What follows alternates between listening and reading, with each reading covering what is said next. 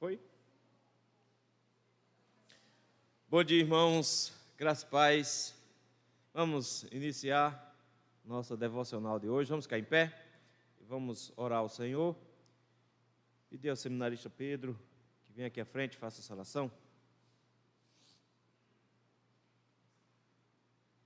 Senhor nosso Deus, nosso Pai, nós te bendizemos, Senhor, que o Senhor nos trouxe até aqui, nos dá a oportunidade no teu santo dia de reservarmos esse dia para adorarmos o teu santo nome. Muito obrigado, Senhor, porque esse dia aponta para um grande dia onde estaremos para sempre na tua presença, Senhor. Mas quando nós chegamos diante do Senhor, nós imediatamente reconhecemos que o Senhor é grande, que somos pequenos, somos falhos, e desde já te rogamos que o Senhor perdoe o nosso pecado, purifique-nos de toda a maldade do nosso coração, de toda a inquietação que nos assola, que assola o nosso coração, que nesse dia, nessa manhã, especialmente, o Senhor guarde-nos na tua presença, que a nossa mente esteja frutífera em adoração, que, ó Deus, a nossa alma descanse aos teus pés. Ó Deus, e tudo que for realizado, ó Deus, em teu nome, que seja feito para a tua glória, para a tua honra, que o Senhor receba, ó Deus, os louvores que sejam agradáveis à tua presença, que também o meditar do nosso coração, a palavra que há de ser exposta, também nos edifique, nos transforme e nos molde conforme a imagem de teu Filho Jesus. E é no nome dele que nós te oramos, desde já te agradecemos por essa manhã, em nome de Jesus. Amém. Ainda em pé, irmãos, façamos a leitura no livro dos Salmos, Salmo de número 3. Leamos o terceiro Salmo.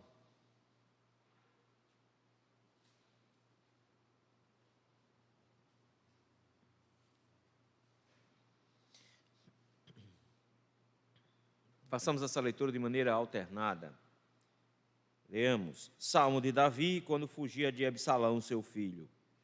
Senhor, como tem crescido o número dos meus adversários, são numerosos os que se levantam contra mim.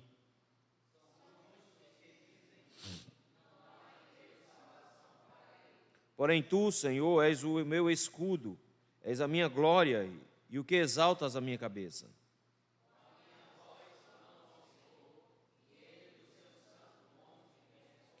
Deito-me e pego no sono, acordo porque o Senhor me sustenta.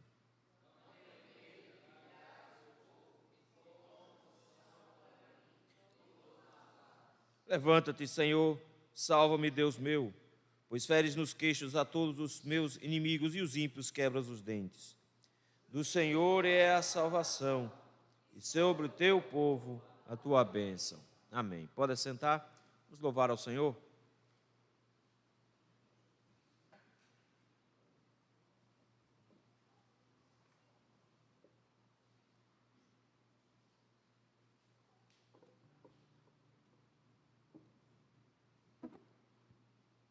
Amém. Entendendo que do Senhor é a salvação, assim como Jonas também entendeu que ao Senhor pertence a salvação, vamos celebrar o nosso Salvador maravilhoso.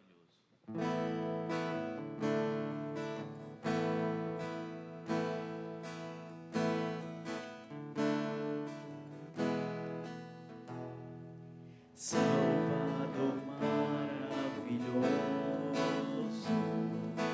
Deus que tomou meu lugar,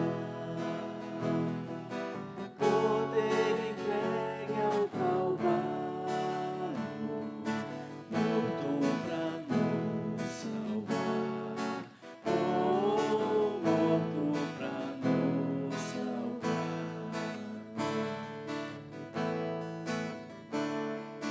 Consolador, conselheiro, Deus que me vem abraçar na noite escura da alma, tu vens comigo andar, oh, tu vens comigo andar. Por isso nós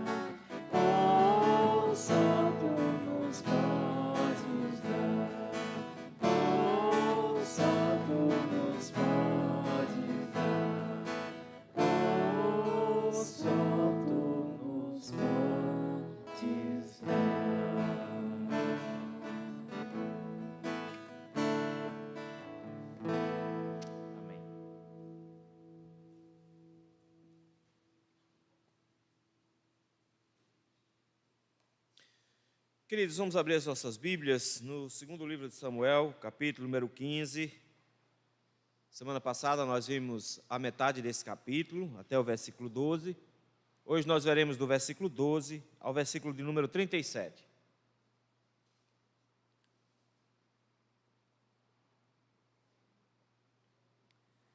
Segunda Samuel, capítulo 15, do versículo 13 ao versículo 37.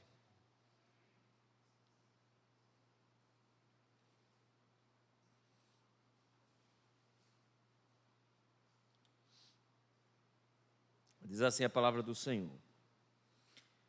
Então veio o mensageiro a Davi, dizendo: todo o povo de Israel segue decididamente a Absalão. Disse, pois, Davi a todos os seus homens que estavam com ele em Jerusalém: levantai-vos e fujamos, porque não poderemos salvar-nos de Absalão. Dai-vos pressa a sair, para que não nos alcance de súbito, lance sobre nós algum mal e fira a cidade a fio da espada. Então os homens do rei lhe disseram: eis aqui teus servos para tudo quanto determinar o rei nosso senhor. Saiu o rei e todos os de sua casa o seguiram. Deixou, porém, o rei 10 concubinas para cuidarem da casa. Tendo, pois, saído o rei com todo o povo após ele, pararam na última casa. Todos os seus homens passaram ao pé dele, também toda a guarda real e todos os geteus, 600 homens que o seguiram de Gate, passaram diante do rei. Disse, pois, o rei a Itai, o geteu: por que irias também conosco? Volta e fica-te com quem vier a ser o rei, porque és estrangeiro e desterrado de tua pátria. Chegaste ontem e já te levaria eu hoje conosco a vaguear, quando eu mesmo não sei para onde vou? Volta, pois, e faze voltar a teus irmãos contigo, e contigo sejam misericórdia e fidelidade. Respondeu, porém, Itai ao rei: tão certo como vive o Senhor, e como vive o rei, meu senhor, no lugar em que estiver o rei, meu senhor, seja para a morte, seja para a vida, lá estará também o teu servo. Então disse Davi a Itai: vai e passa adiante. Assim passou Itai, o geteu, e todos os seus homens, e todas as crianças que estavam com ele. Toda a terra chorava em alta voz, e todo o povo, e também o rei, passaram o ribeiro de Cedron, seguindo o caminho do deserto. Eis que Abiatar subiu, e também Zadok, e com este todos os levitas que levavam a arca da aliança de Deus. Puseram ali a arca de Deus, até que todo o povo acabou de sair da cidade. Então disse o rei a Zadok: torna a levar a arca de Deus à cidade. Se achar eu graça aos olhos do Senhor, ele me fará voltar para lá, e me deixará ver assim a arca como a sua habitação. Se ele, porém, disser: não tenho prazer em ti, eis-me aqui, faça de mim como melhor lhe parecer. Disse mais o rei a Zadok, o sacerdote: ó vidente, tu e Abiatar voltai em paz para a cidade, e convosco também vossos filhos, Ahimaás, teu filho, e Jonatas, filhos de Abiatar. Olhai que me demorei nos vales do deserto, até que venham informações vossas. Zadok, pois, e Abiatar levaram a arca de Deus para Jerusalém e lá ficaram. Seguiu Davi pela encosta das oliveiras, subindo e chorando. Tinha a cabeça coberta e caminhava descalço. Todo o povo que ia com ele, de cabeça coberta, subiu chorando. Então fizeram saber a Davi, dizendo: Aitofel está entre os que conspiram com Absalão. Pelo que disse Davi: ó Senhor, peço-te que transtorne em loucura o conselho de Aitofel. Ao chegar Davi ao cimo, onde se costuma adorar a Deus, eis que Husai, o arquita, veio encontrar-se com ele de manto rasgado e terra sobre a cabeça. Disse-lhe Davi: se fores comigo, ser-me-ás pesado. Porém, se voltares para a cidade e disseres a Absalão: eu serei, ó rei, teu servo, como fui dantes servo de teu pai, assim agora serei teu servo, dissipar-me-ás então o conselho de Aitofel.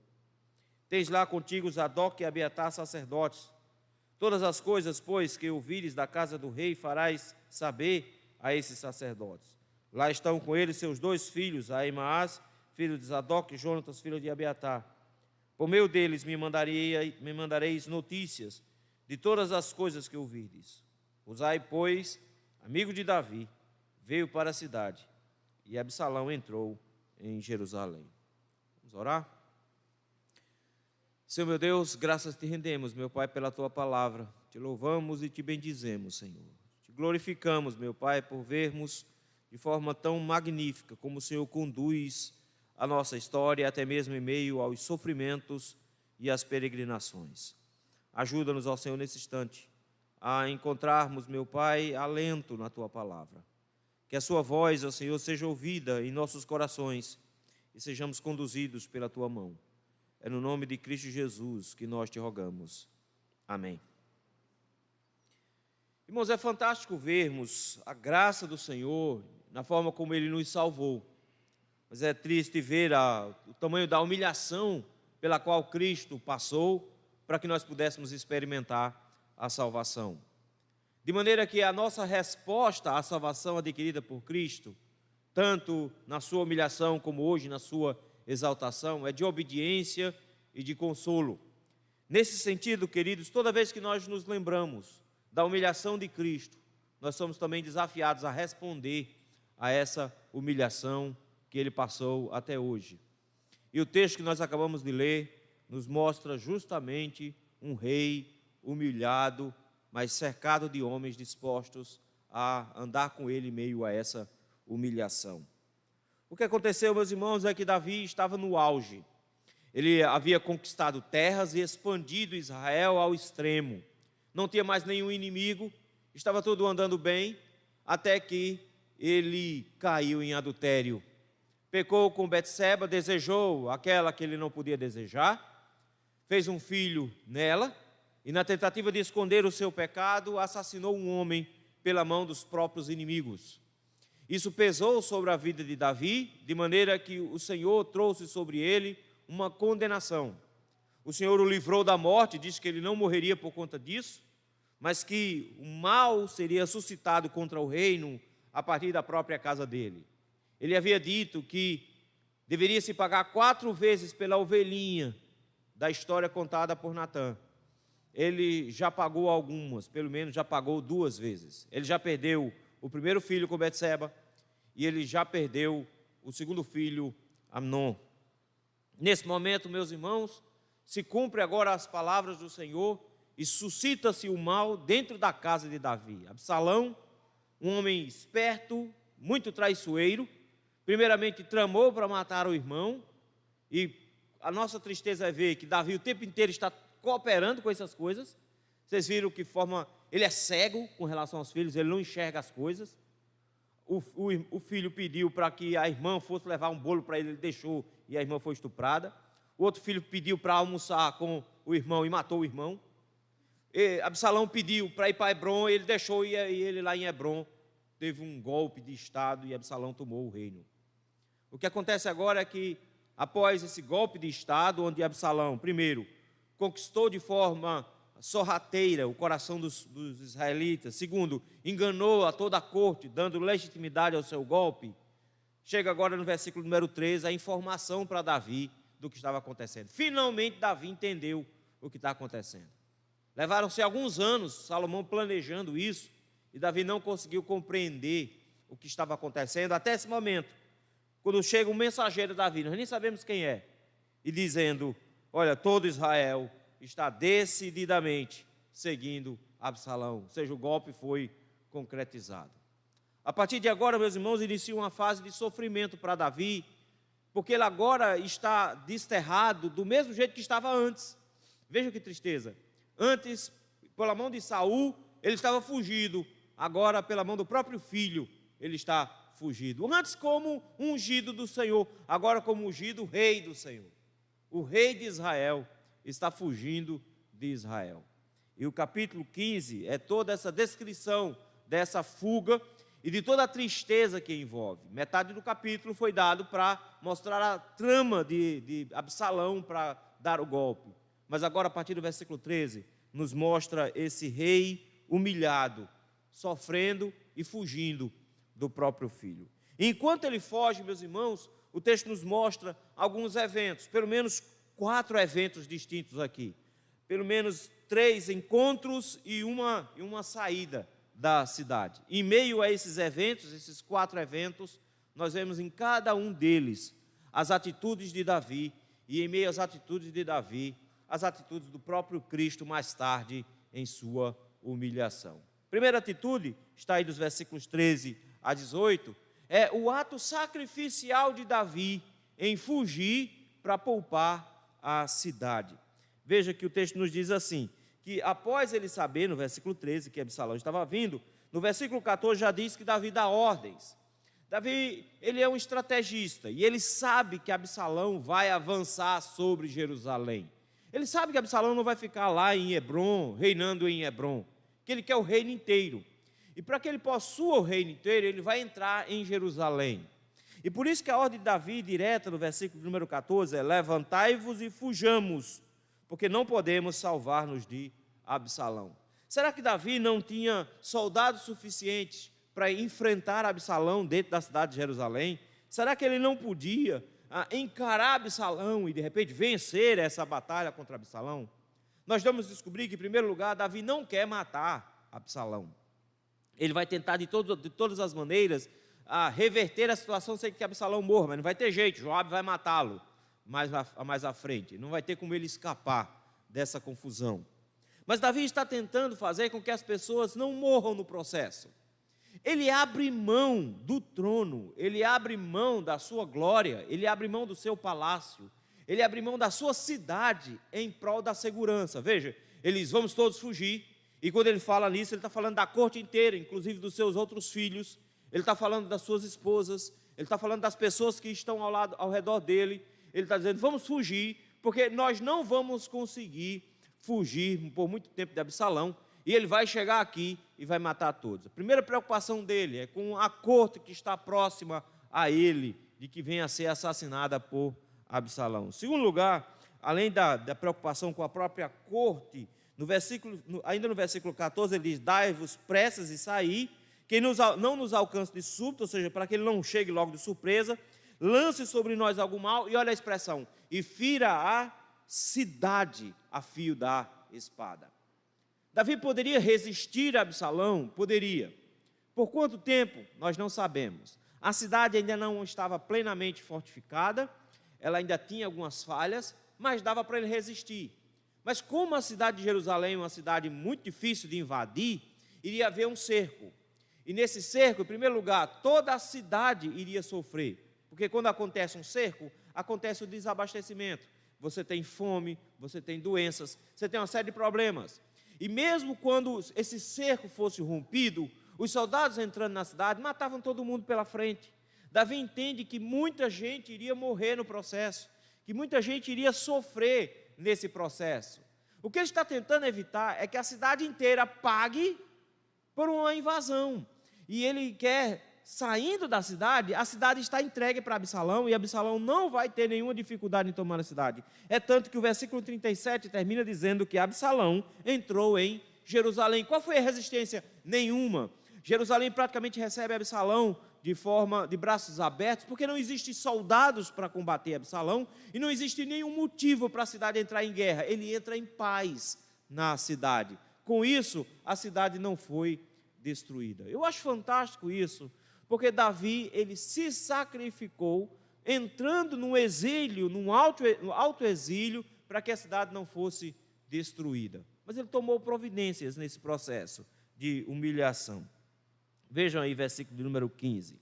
Então os homens do rei lhe disseram: eis aqui teus servos, para tudo quanto determinar o rei, nosso Senhor, faremos. Veja só que interessante.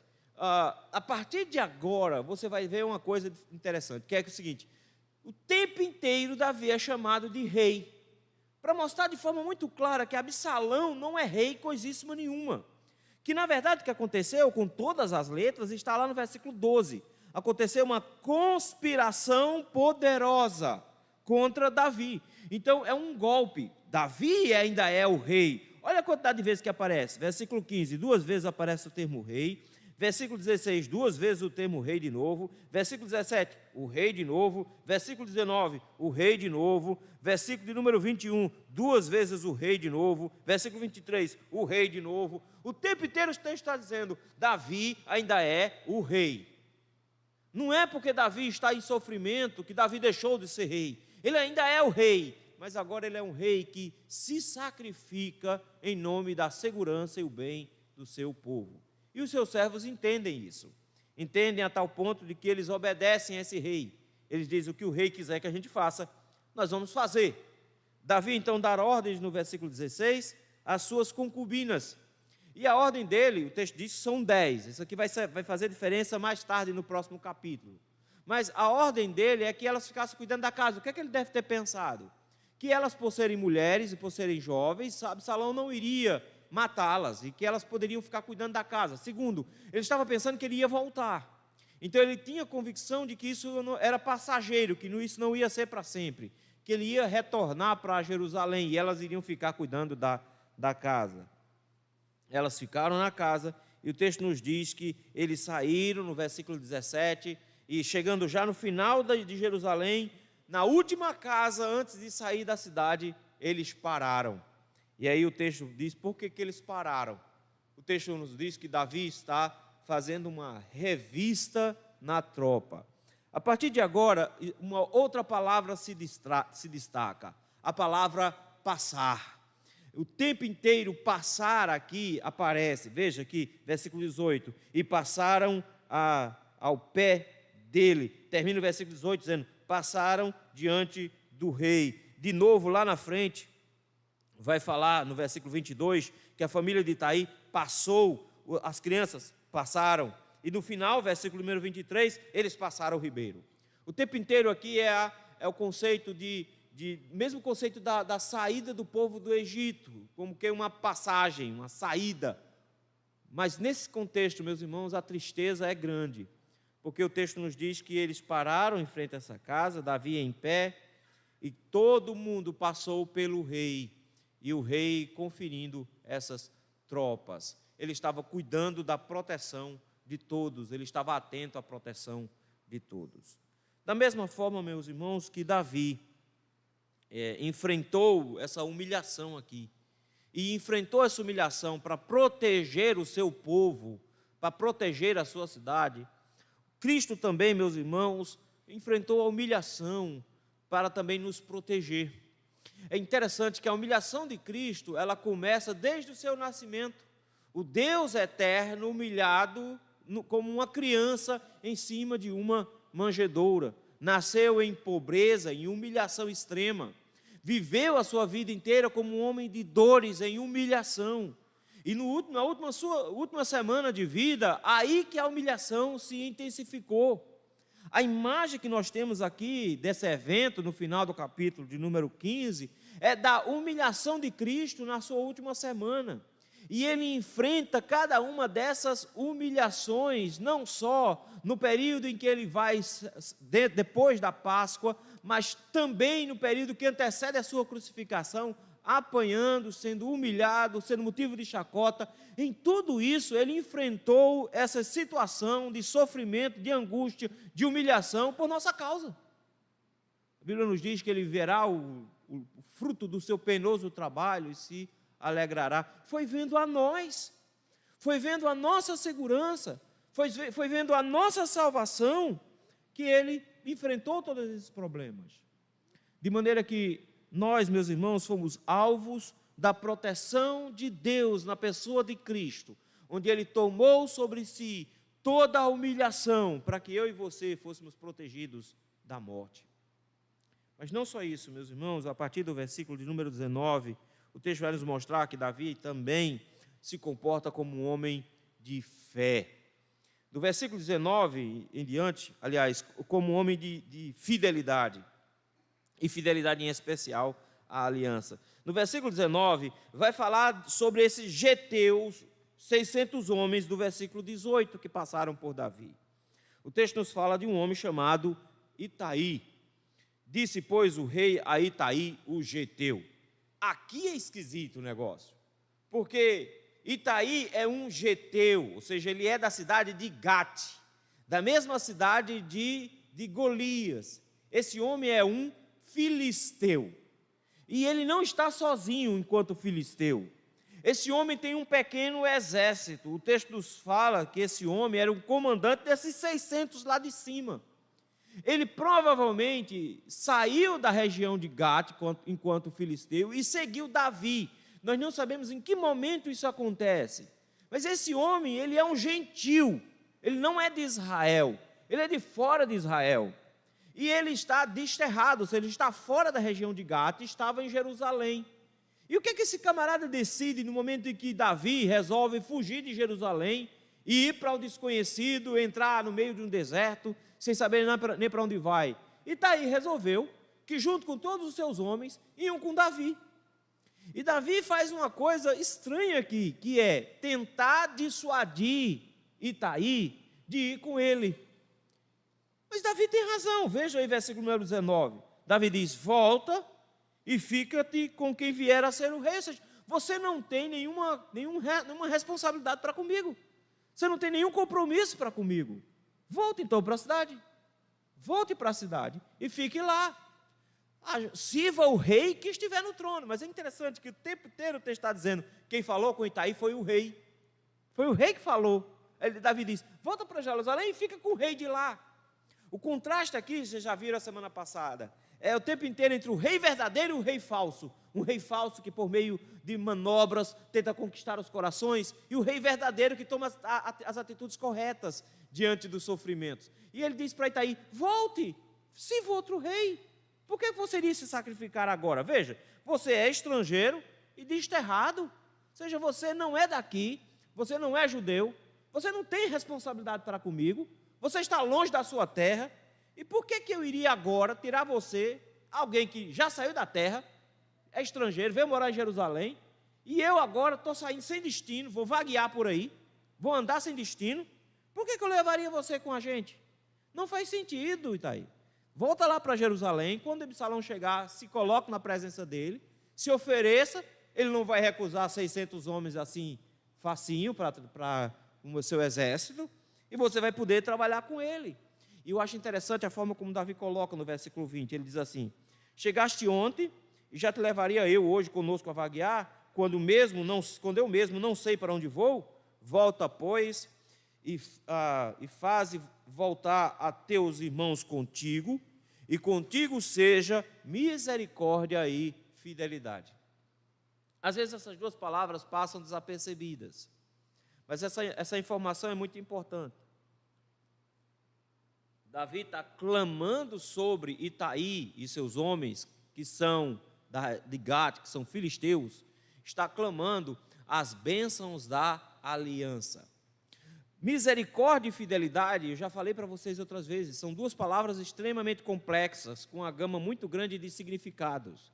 Mas elas duas só aparecem para aqueles que são parte da aliança, para aqueles que fazem parte da aliança com o Senhor. Davi usa essas expressões no Salmo 23, bondade e misericórdia certamente me seguirão todos os dias da minha vida. E bondade e misericórdia e fidelidade sempre estão lá uma do lado da outra, porque elas duas são as bênçãos da aliança. E o que Davi sabe que esse homem possui é uma aliança com Deus. Ele abandonou a sua terra e está seguindo Davi, mas principalmente ele está seguindo o Deus de Davi. Ele é um convertido. E Davi reconhece a sua conversão, de maneira que nesse instante Davi conclama sobre ele as bênçãos da aliança, misericórdia e fidelidade. Mas isso nos lembra muito a história de uma parenta de Davi. Para ser mais exata, a bisavó dele. A bisavó, não é? Ruth. Quando Ruth com Noemi, lembram? Ruth era uma moabita, era da gentia. E o texto nos diz que ela sem marido e sem a possibilidade de ter filhos, o que é que Noemi faz? A mesma coisa que Davi: vai embora. Eu não tenho mais nada para dar para você, não tenho nada, vá em paz. Uma delas resolve ir, mas Ruth diz o quê? Não, o teu Deus é o meu Deus, onde você morrer, eu morro junto. Ela está abrindo mão de tudo para ficar com Noemi. E da mesma maneira, Itaí faz aqui no versículo 21. Olha que bonito. O rei diz, ele diz assim, diz Itaí ao rei: tão certo como vive o Senhor e como vive o rei, meu Senhor. Notou qual é a palavra Senhor que ele usa aí?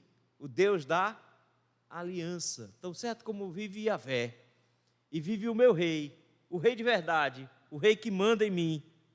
No lugar em que estiver o rei, meu Senhor, seja para a morte ou seja para a vida, lá estará também o teu servo.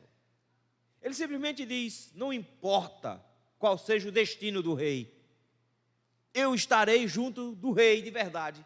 Eu não vou abrir mão de ficar junto do rei. Eu estarei com ele o tempo inteiro. Eu vou junto dele, porque a aliança que eles possuem é uma aliança diante de Deus. E Davi sabe exatamente disso.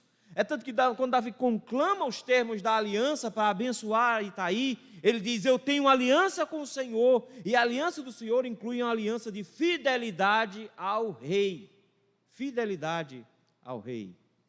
Nesse sentido ele diz, não importa onde o rei for, se o rei vive ou se o rei morre, ele diz, eu vou estar lá também.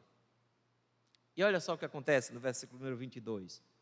É estranho, mas é interessante. Diz assim, disse Davi a Itaí, vai e passa adiante. Aquela passagem lá do versículo 18, passa, porque eles estão no caminho, Davi está parado na última casa, e eles estão passando por ele, em revista. E Davi diz, passa, e o texto diz, e passou ali Itaí, o geteu, de novo dizendo, ele não é judeu, mas ele é diferente, porque ele tem uma aliança com Deus, e mantém essa aliança em fidelidade, coisa que o filho de Davi não tinha. Absalão não possuía isso, nem fidelidade para com Deus, nem fidelidade para com o pai que era o rei, mas veio um gentil, que é fiel para com o rei de Israel. E o texto diz que passou ali Itaí o geteu, e todos os seus homens, os 600 guerreiros que ele possui, mas não só isso, olha como é que o texto continua, dizendo que passaram também as crianças. O que tem a ver isso aqui? Por que ele que fica dizendo que passaram crianças aqui também? Não passou as mulheres não? Só passou os meninos? Não, passou as crianças que estavam com ele. A imagem de novo é da aliança. Todos os que estavam debaixo da autoridade de Itaí, estavam debaixo da aliança.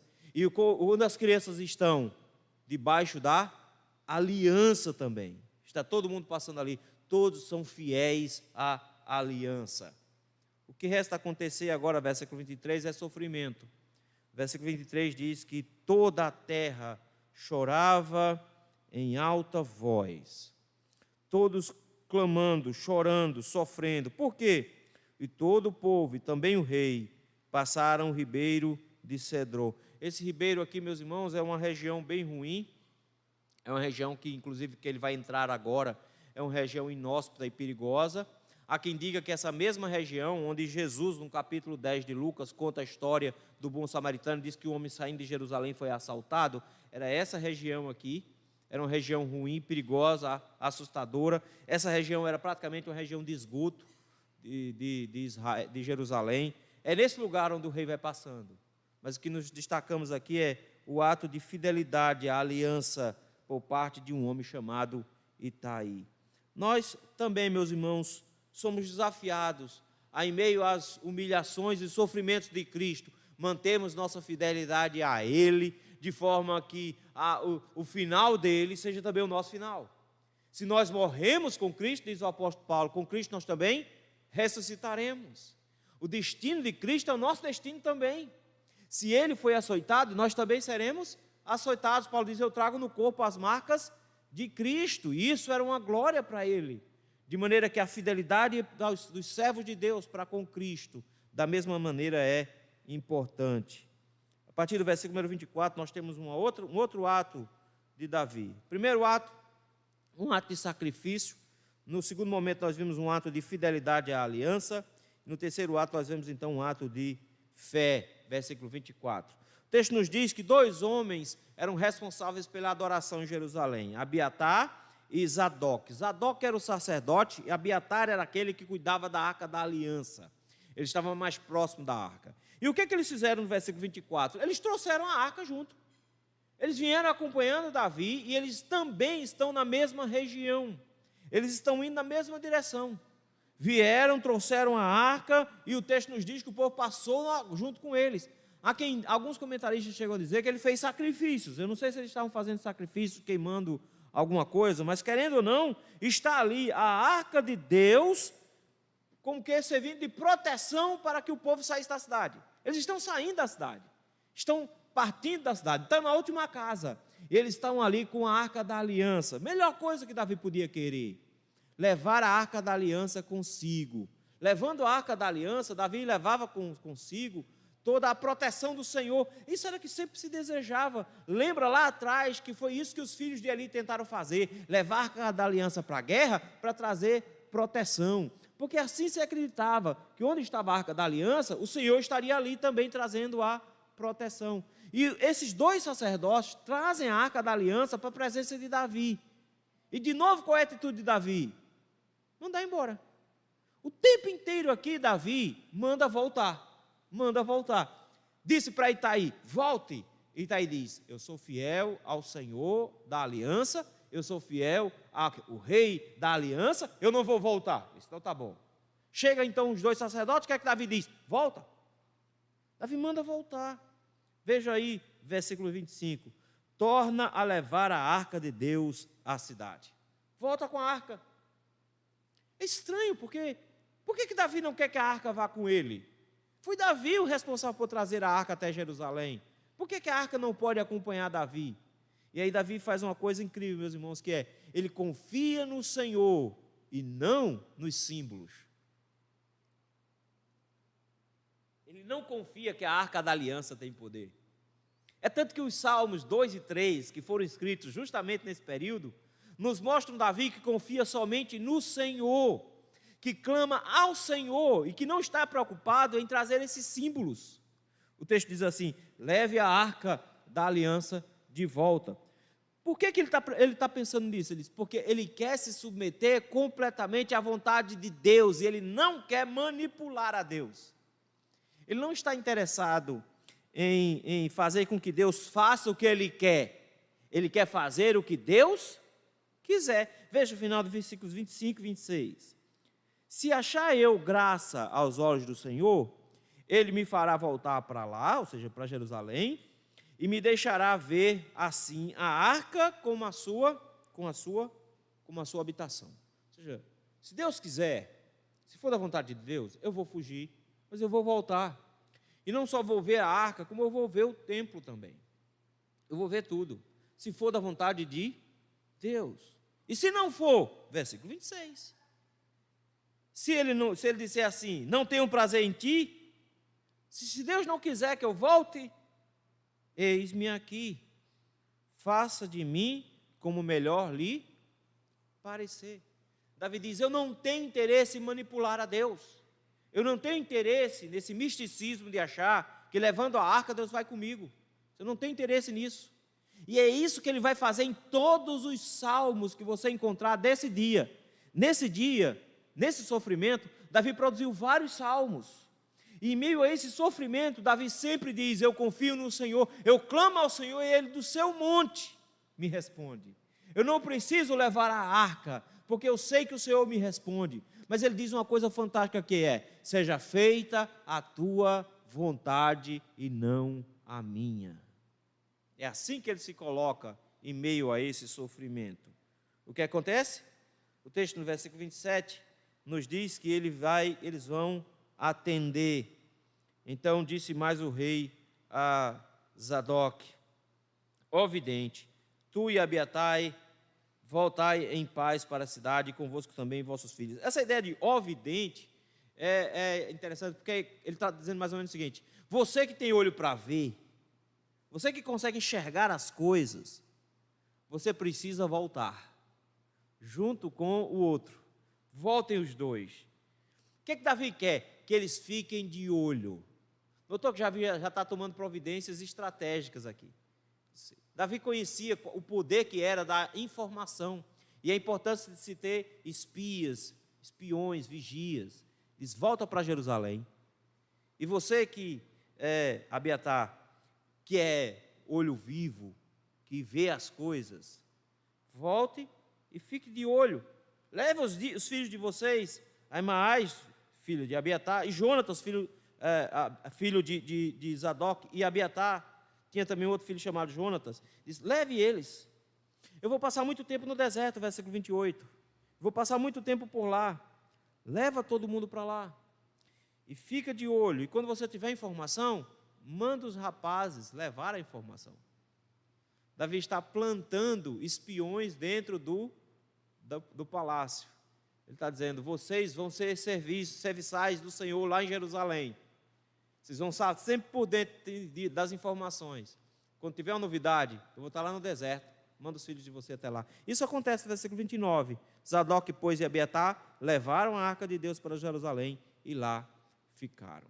Eu acho interessante aqui a forma como Davi entende. Ele diz, eu confio plenamente no Senhor. Ele toma algumas providências, a gente está vendo que ele já está tomando algumas providências, mas ele confia plenamente no Senhor, e principalmente, ele está completamente dedicado aos pés do Senhor. Eu acho interessante porque a mesma ideia de Jesus, diante da possibilidade da morte, ele clama por uma saída, se possível passa de mim este cálice, sem que eu beba, mas ao mesmo tempo ele diz, seja feita a tua vontade e não a minha. Davi diz a mesma coisa, na mesma condição, do mesmo jeito. Você pode pensar, qual é a relação que existe entre esse sacrifício, esse sofrimento de Cristo e o sacrifício e o sofrimento de Davi? Eles estão no mesmo lugar.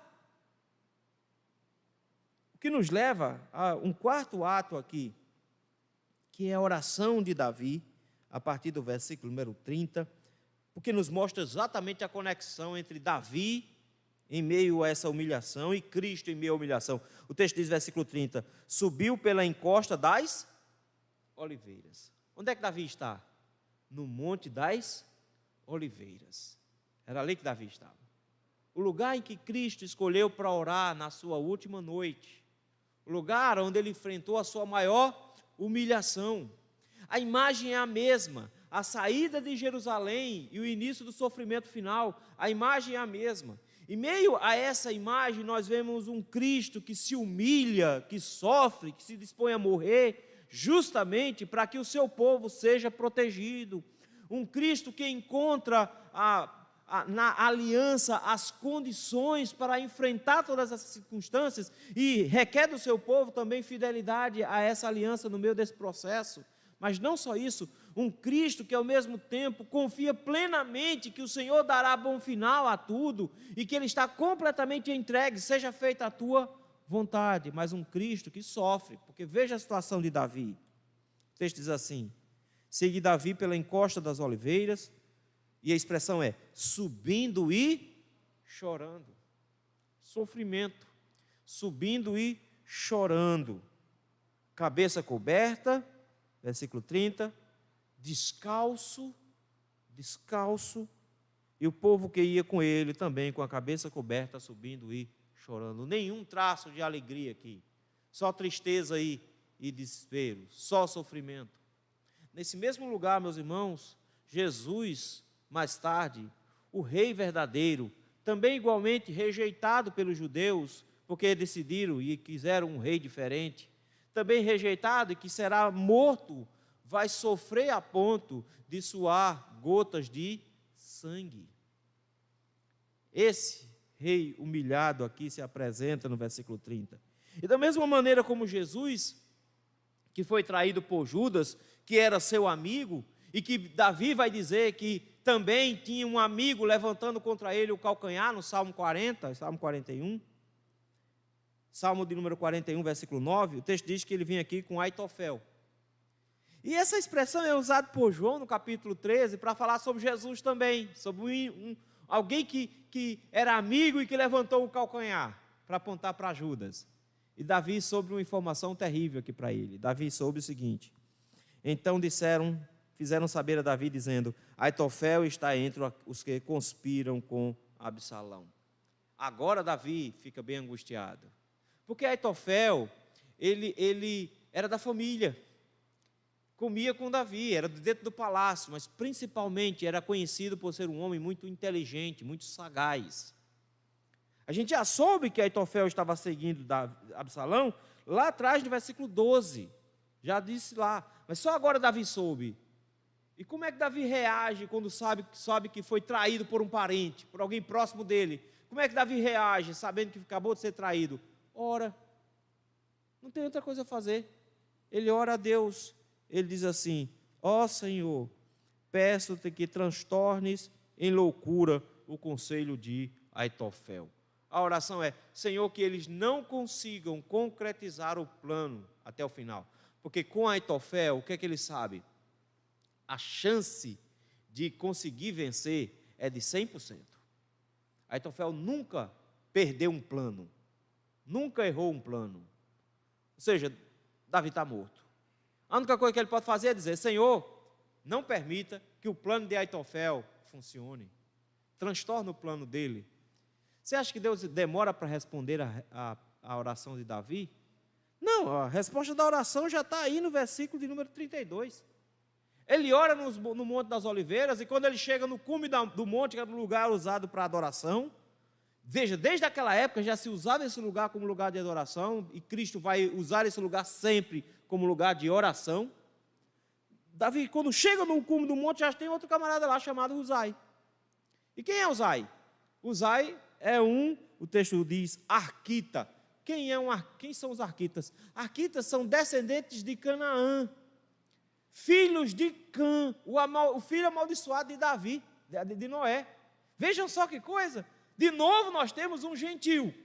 De novo nós temos alguém que não é de Israel. De novo nós temos um homem que não fazia parte da aliança, mas que entrou na aliança.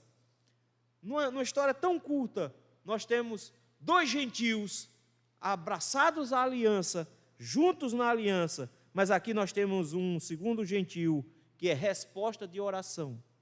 O texto diz que chegou Uzai, o arquita, veio encontrar-se com Davi, e ele vinha triste. Versículo de número 32 diz que ele vinha com o manto rasgado e terra sobre a cabeça. Ele vinha tão triste como os demais.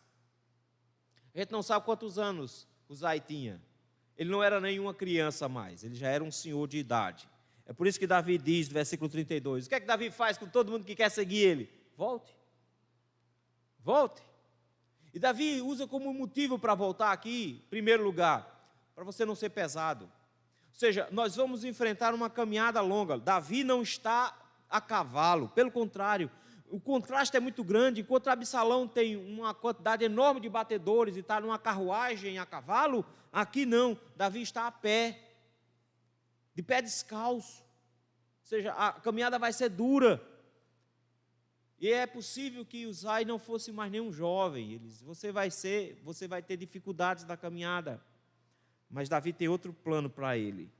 Ele diz assim: mas se você voltar para a cidade, e você chegar para Absalão e dizer assim: Absalão, você é o rei, eu fui servo de Davi, mas agora eu quero ser o servo seu, eu quero trabalhar contigo.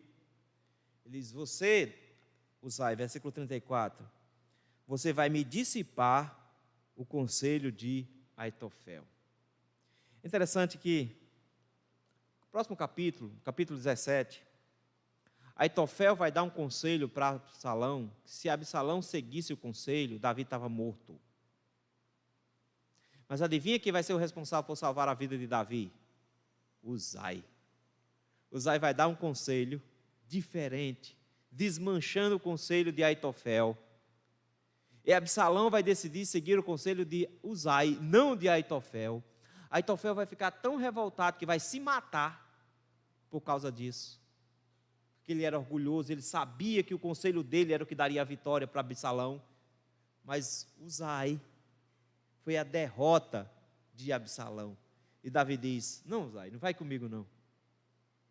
Uzai é a resposta da oração quando ele pediu: Senhor, desbarata o conselho de Aitofel. Chega Uzai e Davi diz: eis um homem capaz de desmanchar os conselhos de Aitofel. Resposta de oração, fica lá. versículo 35, você vai ter ajuda. Zadok e Abiatar são meus também estão lá, também estão dentro da casa do rei. Tudo que eles ouvirem, vão contar para você. E o que você ouvir, você vai contar para eles.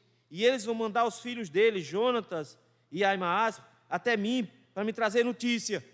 E o texto termina dizendo que Uzai é amigo de Davi. Era amigo de Davi. E esteve com Davi. E amparou Davi no momento mais difícil da sua vida. Deus deu resposta de oração. Eu acho interessante, porque Cristo pediu por consolo. E o consolo não vinha dos discípulos, porque o que é que os discípulos estavam fazendo? Dormindo. Mas o Senhor mandou um anjo para consolá-lo. Uzai aqui é o anjo que vai dar proteção a Davi, amparo a Davi, condução a Davi, e vai proteger Davi da morte mais à frente. Mas da mesma maneira, meus irmãos, nós somos convocados, assim como Uzai, ao serviço de Deus, no lugar onde Ele quiser que a gente fique. Às vezes não é lá no deserto, às vezes é dentro da cidade, mas é fazendo a vontade do Senhor no lugar onde Ele nos coloca. Cada parte desse texto tem um amparo mostrando, de alguma forma, um relance com o que Cristo vai padecer mais à frente, com o que Cristo vai passar lá na frente. De forma que o nosso rei também foi humilhado. Da mesma forma como Davi, o nosso rei também precisou se sacrificar em prol da segurança do seu povo. Da mesma forma como Davi, o nosso rei também se utilizou da aliança para juntar ao seu redor o seu povo. Da mesma forma como Davi, o nosso rei confiou a própria vida a Deus e não desejou fazer a sua própria vontade. Da mesma forma como Davi, o nosso rei também orou e teve a sua oração respondida. Não só a oração que ele fez lá no Monte das Oliveiras, dizendo, passa de mim esse cálice sem que eu beba, mas contudo faça a tua vontade, e ele foi consolado, como a oração que ele fez lá na cruz também, dizendo, Pai, não caia sobre ele o peso desse castigo, porque eles não sabem o que fazem. O Senhor ouviu a oração, de forma que 5.000 se converteram lá no livro de Atos, justamente por causa dessa oração de Jesus. O Senhor respondeu às suas orações. Diante da humilhação de Davi, e principalmente diante da humilhação de Cristo, que também é a nossa, nós temos alguns desafios também para a nossa vida. O primeiro desafio, meus irmãos, é nunca nos esquecermos de que nós somos alvos da proteção do Senhor na sua humilhação. Que Ele padeceu tudo que padeceu para que eu e você não fôssemos alvos da justiça e da ira de Deus e da morte eterna. Todos os sacrifícios de Cristo, todo o sacrifício de Cristo foi por amor a nós, para nos proteger.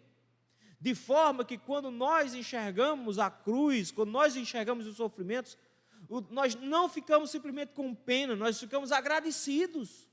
Porque o Senhor sofreu e padeceu tudo aquilo para que eu e você fôssemos salvos da morte eterna. Nunca me esqueço das palavras de Charles Spurgeon.